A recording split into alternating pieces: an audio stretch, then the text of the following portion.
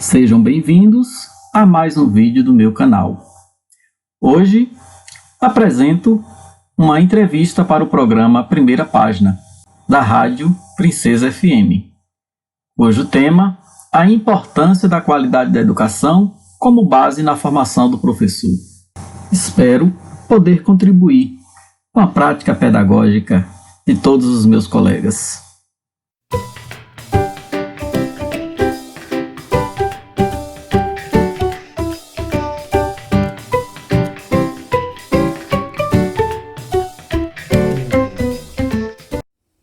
Bom dia, amigos, amigas, ouvintes aí da Princesa FM, programa Primeira Página do nosso amigo Walterley Quinn. Hoje no nosso quadro Trocando Ideias, nós vamos conversar com o professor José Carlos. José Carlos, que tem uma trajetória brilhante no cenário da educação do nosso município, vem aí travando, uma batalha por uma formação adequada, e aí a gente vai entender um pouco, o sentido dessa formação adequada para estar atuando na nossa rede de educação, e nós vamos trocar algumas ideias com ele, a respeito desse cenário da educação municipal, da educação do campo, e vamos também pedir para que ele deixe uma mensagem interessante aí para nós que somos batalhadores da educação, os profissionais da educação.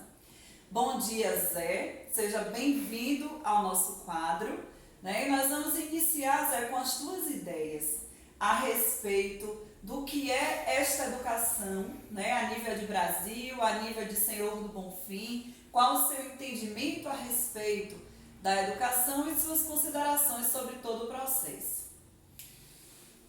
Primeiramente, eu gostaria de agradecer o convite, esta oportunidade de falar sobre educação. Para mim, é de grande valia.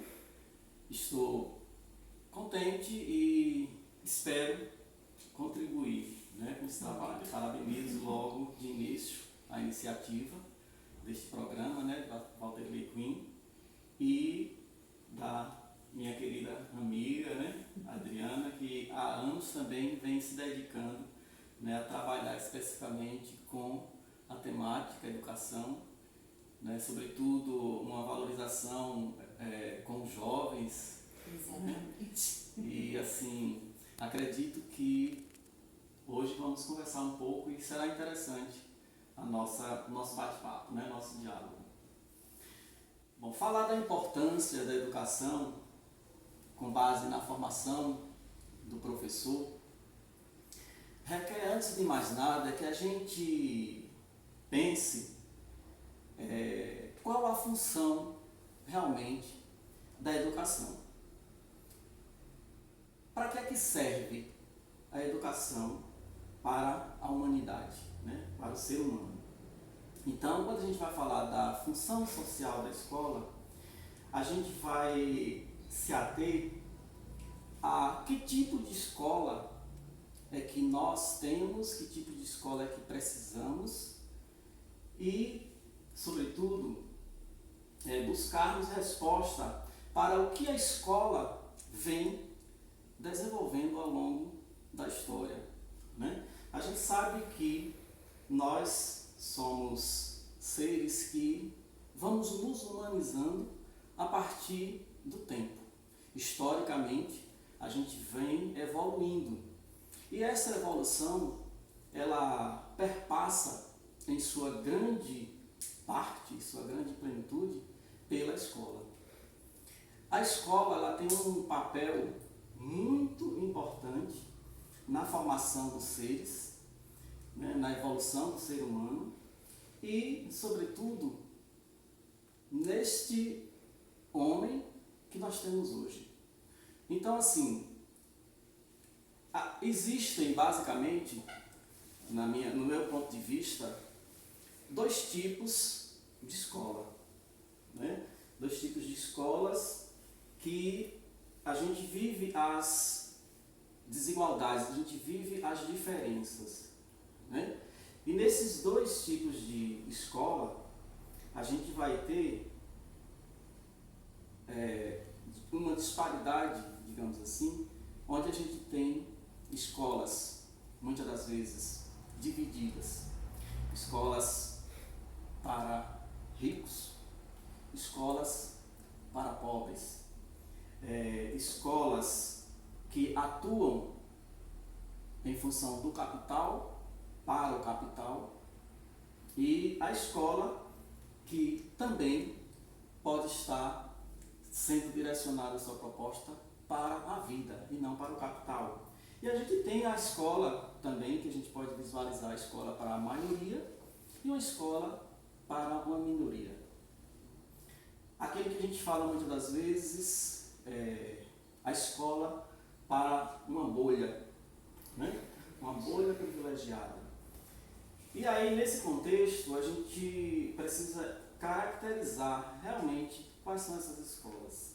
Eu preciso pensar que a escola que eu tenho, a escola que eu preciso, de um modo geral, qual que é a mais ideal, qual que é a mais propícia, a qual aqui deve ser realmente encarada com maior investimento, com maior atenção, né? Uma vez que nós temos, em muitas situações, alguns descasos, né, que perpassam a educação, sobretudo a educação para a maioria, né, que é a educação pública.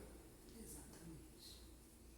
E nesse cenário, Zé, como é que você, né, enquanto educador, inclusive militante, né, que vem buscando sempre as melhores condições para a escola pública, você atua em escola pública, contribuir para o processo da educação em escola pública, como é que você coloca aí a nossa posição, né, enquanto educadores, que acreditamos nessa relação dialógica, na troca de experiências, né, no próprio contexto socioeconômico desse alunado que está conosco. Como é que você nos coloca, então, dentro desse processo de formação do ser humano, do cidadão?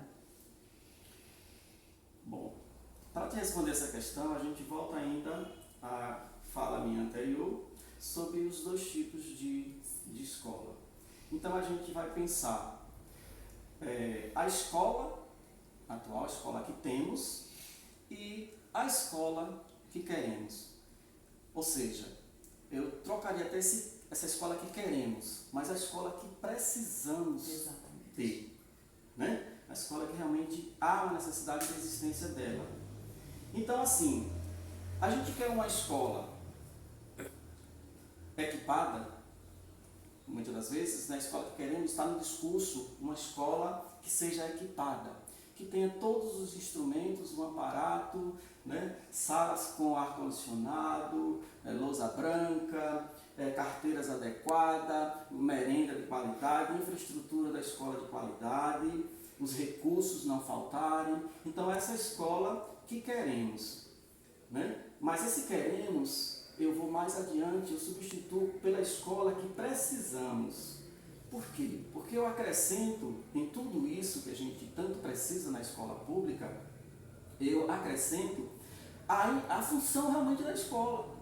Eu vou trazer esse elemento como a escola que precisamos é a escola que vai ter como função social a escola que mude as realidades, que mude o que está sendo construído ao longo do tempo, que reflita sobre este homem que nós estamos formando, este homem que está colocando, que está colocado aí hoje no poder, que muitas das vezes não tem olhos para as minorias, muitas das vezes que não foca a questão das desigualdades sociais e, né, investe mais no capital, investe mais em quem tem condições, em quem tem dinheiro e deixa a situação do ensino público muitas das vezes à deriva. Então esta é a escola que nós não queremos e que não precisamos. A que a gente precisa é a escola transformadora, a escola que mexa, né, e que transforme o pensamento humano. Eu acho que essa é o que a gente mais precisa. E quanto ao nosso papel de educador, quanto a nós, professores.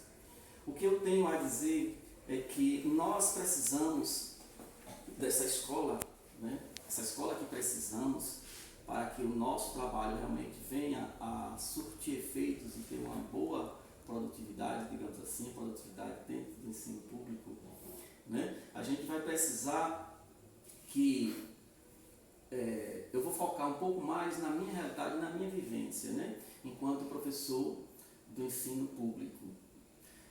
Nós precisamos, primeiramente, de pessoas que estejam liderando, que estejam à frente da educação, que tenham essa visão da escola que precisamos, sobretudo, mas que foque a formação, o acompanhamento e, eu diria melhor, o cuidar do profissional da educação, né? Quando se cuida do profissional da educação, quando se valoriza o profissional da educação, eu acredito que meio caminho já está sendo conduzido para o sucesso. Um profissional que não é respeitado, um profissional que não é valorizado, né? Um profissional que sempre é colocado em segundo plano, fica difícil. Porque a educação, ela não é simplesmente só um ato de amor, né? Perpassa por isso, mas vai muito mais além do que um ato de amor, né? Já há tempos, outrora, a educação era apenas um ato de missão, era uma missão a ser cumprida, era visto dessa forma. Mas nós não podemos encarar a educação nesse sentido, porque se a gente quer uma educação transformadora, uma educação que transforme esse ser, esse homem, né, a gente vai precisar de muito mais do que simplesmente doação, do que simplesmente o próprio amor. A gente vai precisar dele, mas a gente vai precisar de reconhecimento, a gente vai precisar de investimento, a gente vai precisar de valorização, né? Então, assim, para a nossa realidade, eu penso que é preciso um investimento nessa valorização do profissional. Não só estou falando de questão financeira, mas eu estou falando de questão do cuidar. Quando a gente fala do cuidar, o nosso professor ele precisa ser muito bem preparado para esse papel. Desde as instituições, né, de formação universitária, acadêmica, mas principalmente no ato onde ele está lá já atuando em sala de aula. Para isso, eu acredito que os municípios eles precisam investir mais numa formação continuada, né? Numa formação em loco, uma formação que discuta as especificidades daquele local, daquela escola, daquela cidade. Então, se há esse cuidar, a gente já começa a perceber que vamos galgar, né, muito mais sucesso. Então, assim, para a nossa realidade, qual é a educação que temos e qual é a educação que precisamos aqui para a nossa localidade, né? Para a nossa realidade. Quando a gente fala de formação de professores, a gente precisa fugir um pouco do que é o modismo pedagógico que a gente tanto observa em vários municípios. Eu tive a oportunidade de, uma certa feita, de estar, digamos assim, numa coordenação aqui em Senhor do Bonfim, e eu observei o acúmulo de projetos que a Secretaria desenvolvia e que, né, por trás a intencionalidade de tantos projetos que o próprio governo financia, não era simplesmente melhorar os dados estatísticos, né? Não era simplesmente chegar a recursos para ser muitas das vezes nem utilizado naquele próprio objetivo daquela formação, daquele programa. E isso a gente começa a perceber que não surte efeito. Tanto é que a gente tem observado aí os índices DEB, que a gente tanto quer melhorar e não consegue. É exatamente isso, Zé, aonde a gente chega, né? Nós somos o sexto nas séries iniciais e o 7º nas séries finais, se não me falha a memória, ou vice-versa. E como é que justifica, né, essa questão? Porque assim, a gente tem muitas vezes assumido ou recebido uma culpa, né, por estarmos aí tão mal posicionados, porque nós, enquanto município de Senhor do Bonfim, nós estamos mal posicionados. Sim. Nessa escala de séries iniciais e de séries finais. Se não me engano, 3.1 para as séries iniciais e 4 para as séries finais de início de ensino fundamental. Então, até que ponto é o educador?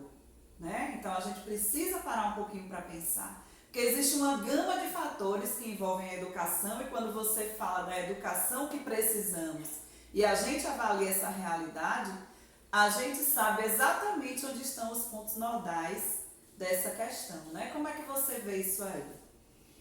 É como você vinha direcionando realmente a fala, né? Isso. Então, assim, eu penso que a gente precisa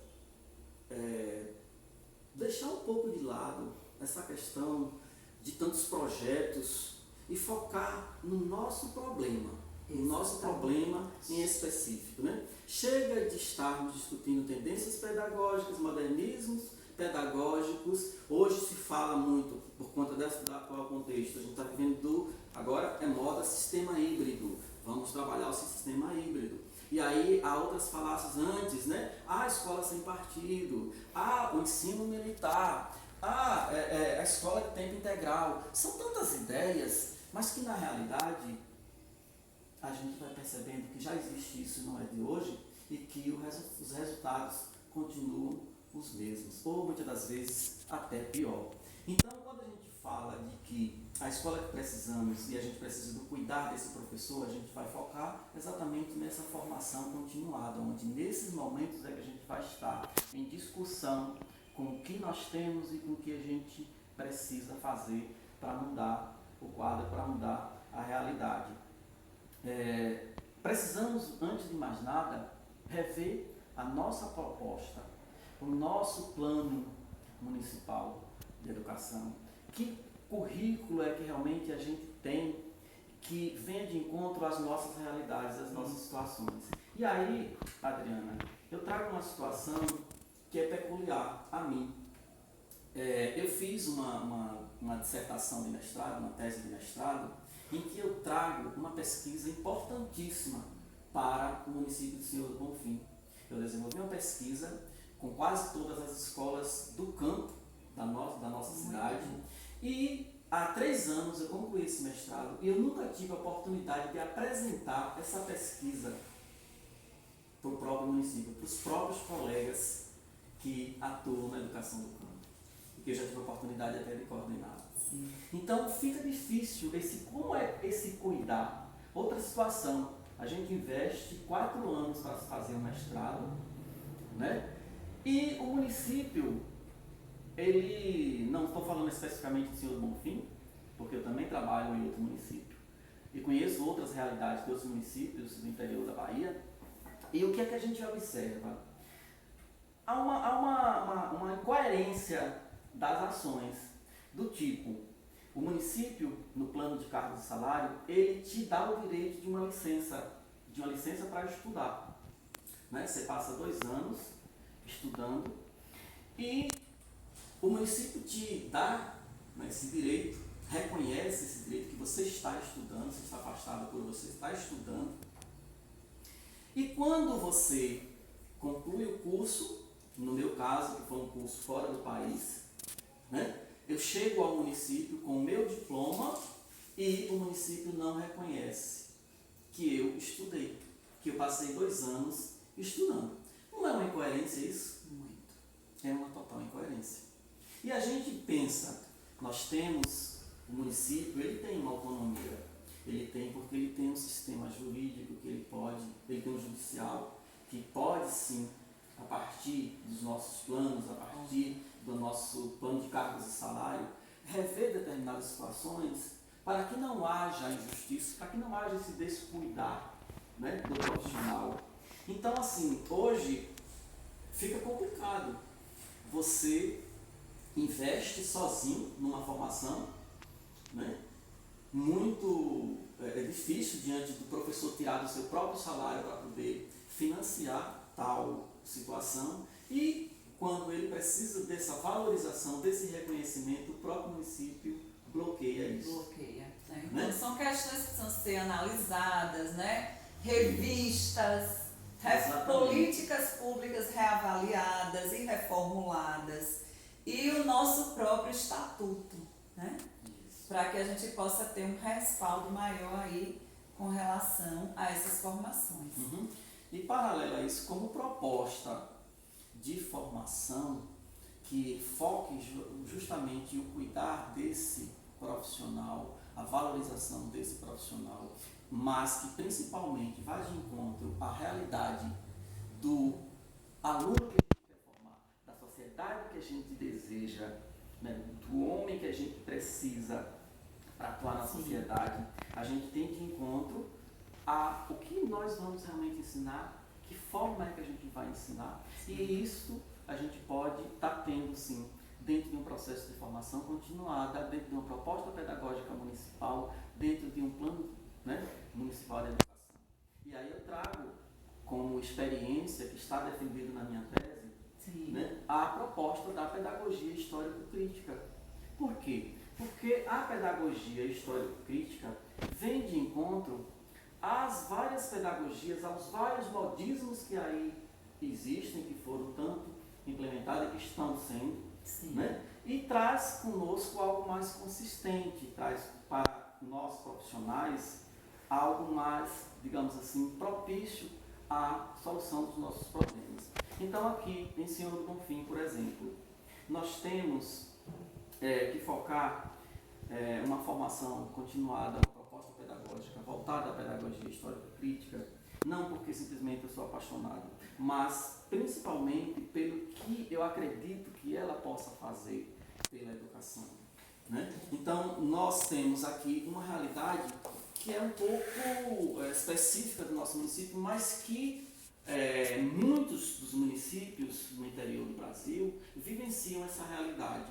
Então, por exemplo, qual seria a melhor proposta que viesse de encontro a transformar o homem, né, mas que encarasse as características específicas do município de Senhor do Bonfim? E aí a gente pensa, nós temos em Senhor do Bonfim um quadro de mais de 50% de escolas localizadas no campo. Sim. Né? Muito menos de 50% na sede. Então a gente pensa, qual é a educação realmente, qual a proposta de educação realmente que a gente tem que apresentar? É uma educação com modos urbanocêntricos ou uma educação com modos rural? E aí a gente vai verificar essa distinção e trazer um elemento importante para o contexto da educação do Senhor do Bonfim. Nós precisamos incorporar para a proposta pedagógica do Senhor do Bonfim uma educação rural, uma educação do campo e não uma educação urbana.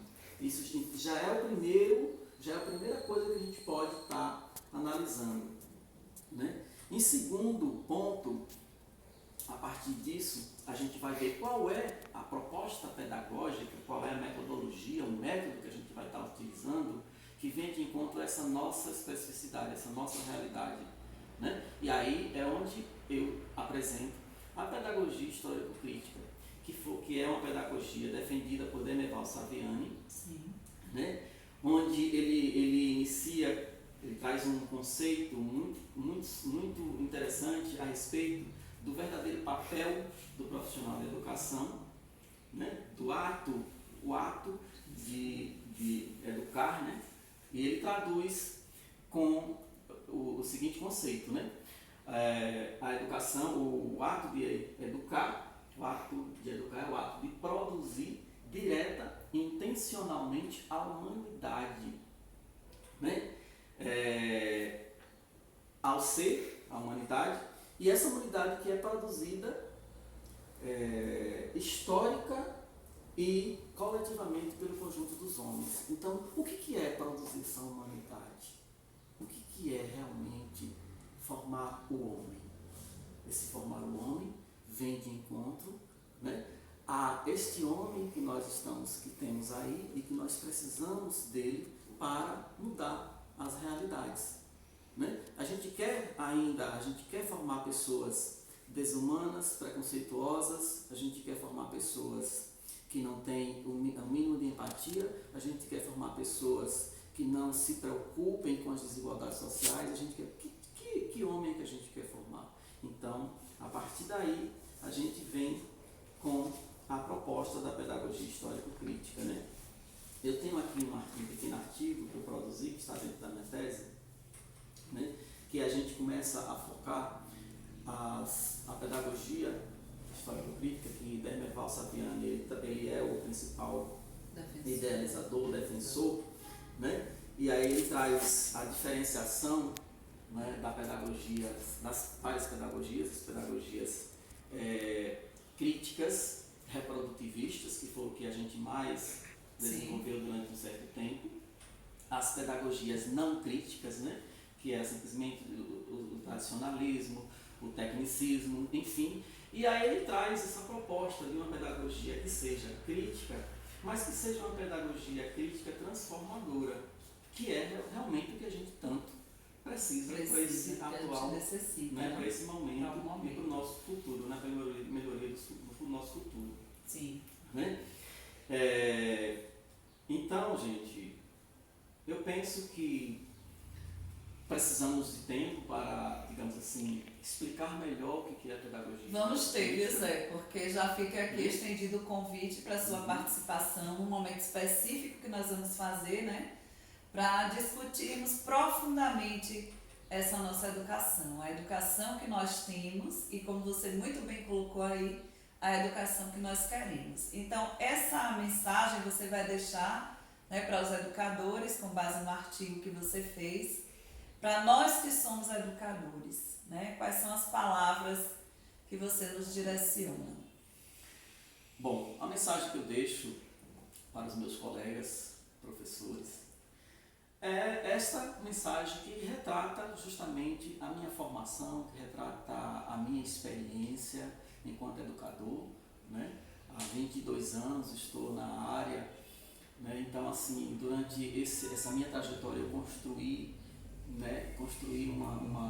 uma formação pessoal, mas acima de tudo uma formação que foi moldada com o coletivo, com os meus colegas, com experiências vivenciadas em mais de um município, em mais de um tipo de modalidade de ensino, trabalhando com a educação do campo, trabalhando com a educação de jovens e adultos, trabalhando com o ensino fundamental, por várias áreas do conhecimento.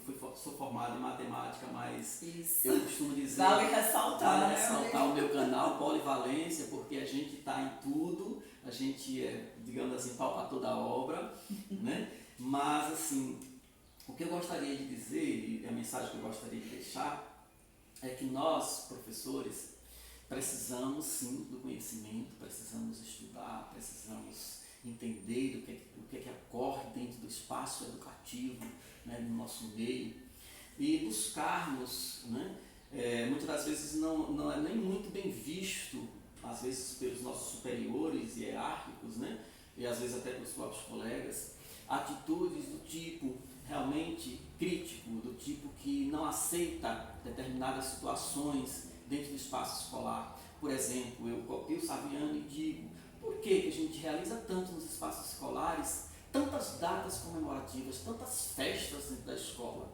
A gente deixa de trabalhar o conteúdo clássico para a gente estar trabalhando conteúdos, não é que não sejam importantes, são importantes, mas datas a gente não pode focar uma em específico.